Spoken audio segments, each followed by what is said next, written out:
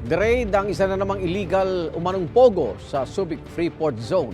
Arestado dalawang Chinese national na sangkot umano sa human trafficking, habang nasagip naman ng 18 iba pang Chinese.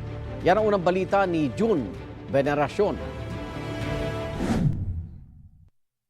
Sinalakay ng PNP-CIDG ang isang illegal umanong pogo sa Subic Freeport Zone, kung saan inaresto ang dalawang Chinese national na sangkot umano sa human trafficking. 18 Chinese din ang na-rescue sa lugar. Nag-surveillance nga ng 2 weeks ang CIDG dahil sa impormasyon na binigay ng mga informante doon na may isang bilya na maraming Chinese ang lumalabas at pumapasok.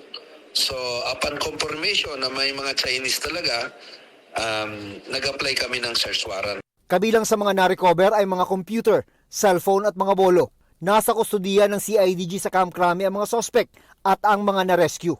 Sasampahan ng reklamong paglabag sa Anti-Trafficking in Persons Act ang mga suspect. Patuloy daw na nangangalap na impormasyon ang mga otoridad para matumbok ang iba pang illegal na pogo sa bansa. The start ng crackdown, sila ay nag-splinter na into small groups and yun yung nahihirapan tayo dahil kailangan natin ng mga mata ng ating komunidad.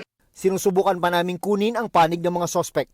Ito ang unang balita. June Veneracion para sa GMA Integrated News.